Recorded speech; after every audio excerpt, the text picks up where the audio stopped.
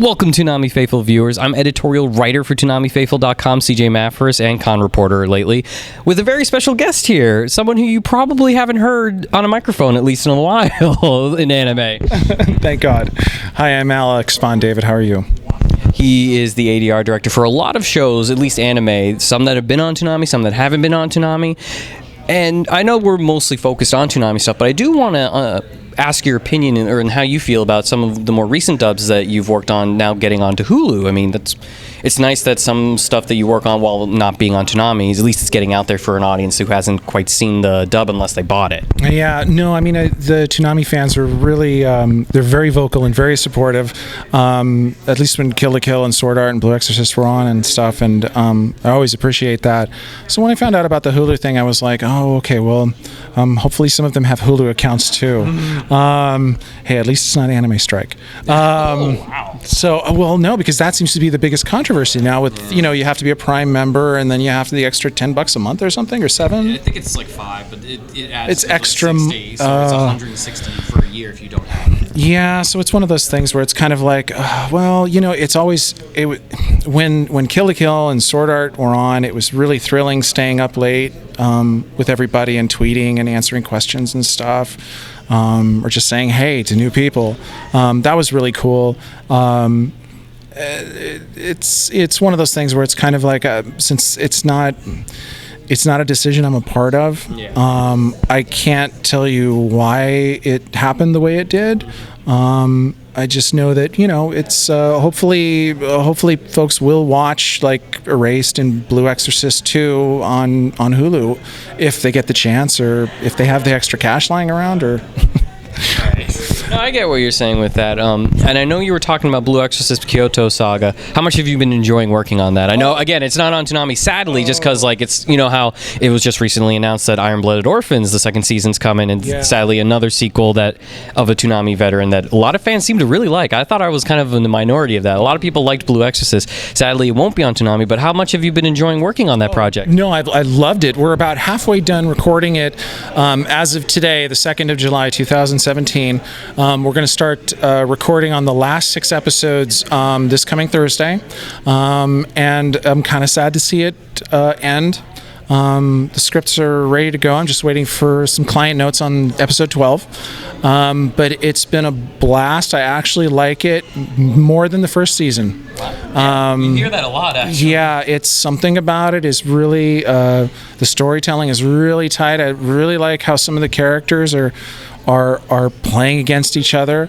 Todo's a great villain, and I like what's going on between Bon and his dad, and of course Rin and his dad, his internal struggles and stuff with him. So it's really great. In fact, Bryce Pappenbrook, one of your friends, not my friends, the podcast friends. I'm still new with this. So he texted me today. He said, oh, there he is. He said he was working on Attack on Titan Season 2, and he says, glad my voice can rest before I get back to Rin mode. And I was like, oh, congrats. And then he was like, are we doing the whole thing? And I was like, yeah. And then he says, oh, really looking forward to it. And so, you know... the cast definitely seemed to be happy to come back again. Yeah, I mean, when you get to work with people who like the characters that they do and like working on a certain show, it just makes everything so much better. You know, it just makes it fun to go into work. And Bryce, I mean, I've worked with him, it seems like I've worked with him every day nonstop for the last like 5 years. Some people will call that lucky. Oh, it's awesome. Yeah. He's like, it's one of those things where I really, really look forward to working with him. That's awesome. So, yeah. I will ask, because you've been promoting it, a lot of the voice actors have been promoting it, Sword Art Online Ordinal Scale, the movie. I know Toonami hasn't shown movies in a while, but you never know. There might be a time where, like, you know what, it's Sword Art, we might want to bring it back. Do you think there's some merit with playing that on television? I mean, well, not knowing, you know, I spoke with you and your compadres a year or two ago. They all say hello, by the way. They've been all hey guys. They've been all like, make sure you say hi. Oh, like, no, thank you. We love having them no, on. Thank you guys. You guys have been great supporters, and I really appreciate it. Thank you so much. Well, like we were discussing before, is I don't it seems like Toonami, they have a business plan and they make decisions for a reason. It would be great if all of Sword Art could air on Toonami.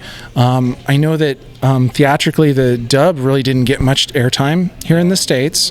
Across the world, I guess, like Australia and England, the dub is up for several days apparently, a week or two in some cases. I don't know if it will fit their programming. Right. Even though it is Sword Art, it is, it's a movie that's 90 minutes long or a little more than 90 minutes. It would be great to see it, but who knows?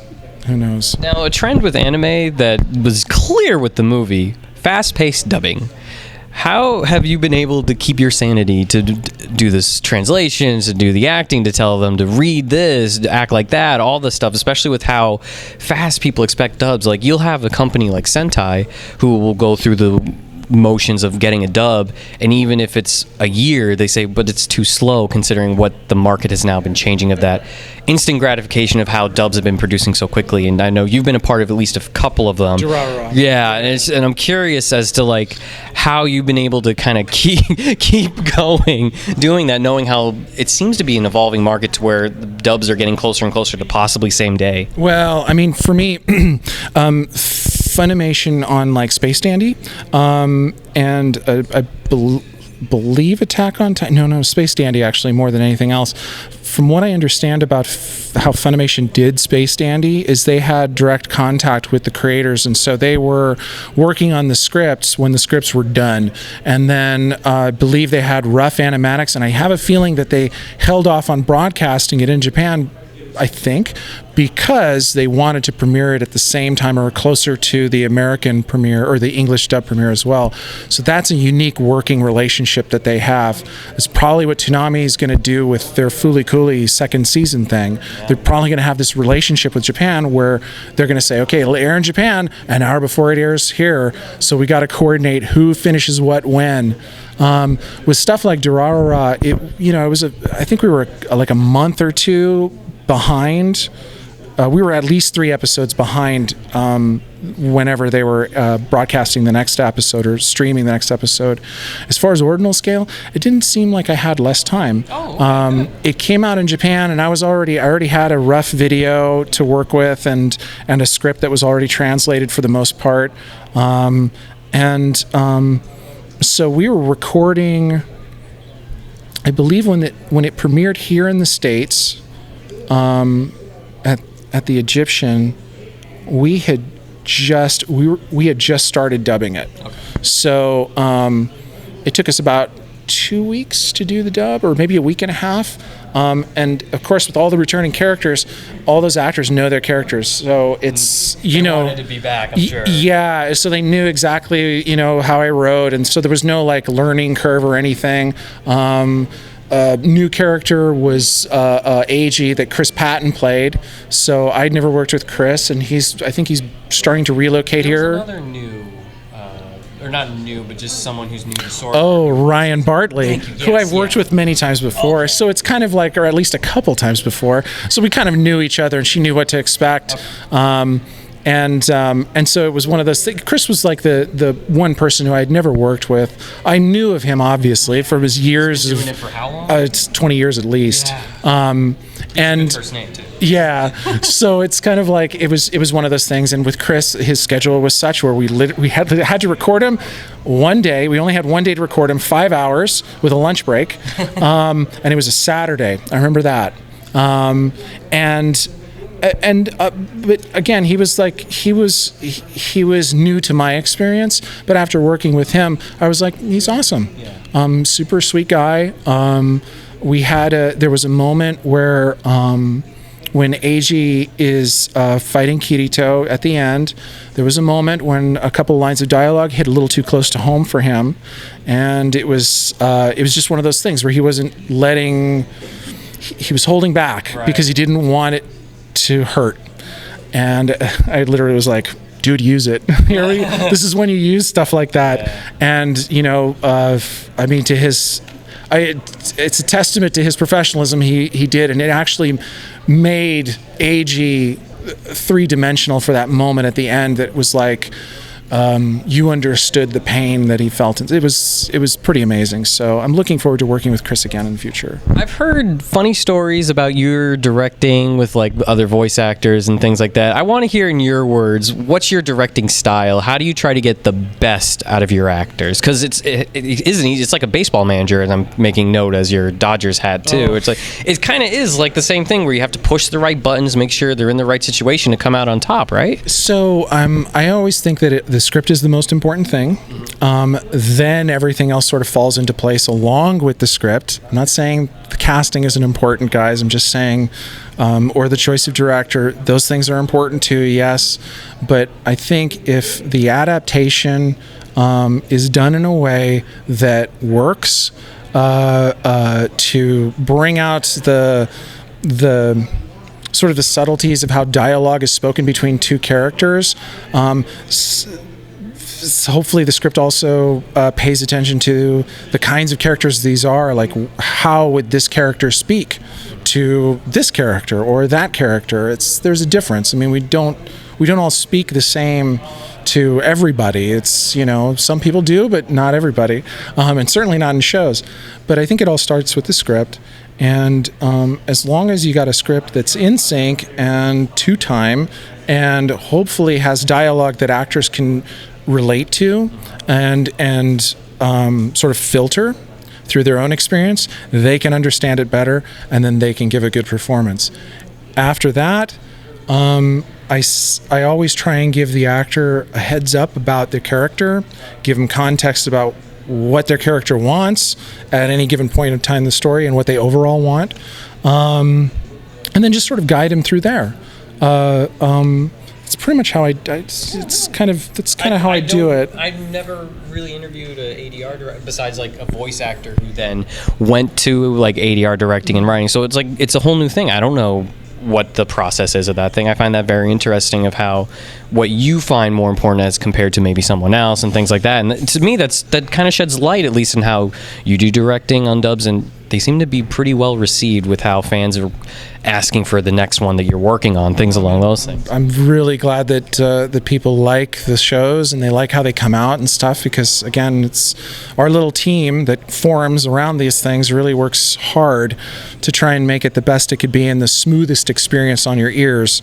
You might not like the story all that much sometimes, but at least listening to it, it's not going to sound like, throwing a box of dishes down the stairs, which, I'm not saying dubs still sound like that, but there was a period of time there when it was just like people were just throwing shit at the wall. And it was like, well, okay, I wish we were getting paid that money now that we're doing like a lot of work. Yeah. Because back then it didn't seem like people were doing much work. Not everybody, but some people. It seems you clearly enjoy what you do, though, which is awesome, honestly. No, I really do. I mean, I only work on the shows that I really, really like, and I mean, that's kind of it. Just kind of goes from there. It helps me get through the process of writing scripts, which is a drag. But it's great also because it teaches me a lot about the characters and the story and the experience, and so it actually helps inform some of the decisions I have to make in the studio, and some of the later decisions that I make in the script. So it's kind of like it all just kind of works together. But like you heard in there in the Resident Evil thing, I don't give line readings. Well, I try not to. Right, yeah. Just because it's part of just the experience. I want everybody to have fun, and I want everybody to feel like they're flexing their creative muscles. I mean, God knows I'm not an actor. I don't want to be an actor ever. These people have wanted to do this all their lives. Some of them have gone through years and years and years of training, and I need to rely on that. Not on my stupid thoughts. It's like, because sometimes they'll be able to give me a really good idea. They'll sometimes even change the client's mind about something. That's happened a lot. That's pretty cool. Yeah. You don't normally hear that. Usually it's pretty straightforward of how it has to be. Alex, thank you so much for taking the time to talk to us. Thanks for waiting around. No, he's very popular. He was very popular after his Resident Evil panel. That was awesome. We had a great crowd. Yeah, no. Is there anything you want to tell the fans to check out? Not even along with your Twitter page, but a new project or anything that people should look forward to seeing that you can say, of course. Well, right now it's just Blue Exorcist. That's the only thing I'm working on. Resident Evil Vendetta is, I guess, it's out on digital right now, and it's coming out on Blu-ray on July the 18th. Resident Evil is July the 18th on Blu-ray, right? Okay. But it's out on digital now. But it's July 18th. You'll be able to get the 4K Blu-ray or just standard Blu-ray if you want. No 3D. Not on this. And Best Buy has a Steelbook, which is what I'm getting. Oh, okay. I've already got my pre-order in. Hopefully it doesn't come dented. But that's it. So, I mean, yeah, there's Resident Evil Vendetta if you're a fan of the CGI movies. And then that's it. And then hopefully there'll be something for me after this batch of Blue Exorcist. We'll see. I also recommend following him on Twitter because he can get a little saucy to his actors and it's hilarious. I enjoy it a lot. Especially Mendez. Yes, I've noticed that quite a few times. It's very funny. Yeah. But yeah, you can check out, it's Alex Von David, right? Just on Twitter? It's just my name. That's my handle, all lowercase Alex Von David. All right. Thank you for watching, everyone. We'll see you later. Thanks, guys. Thanks for your support.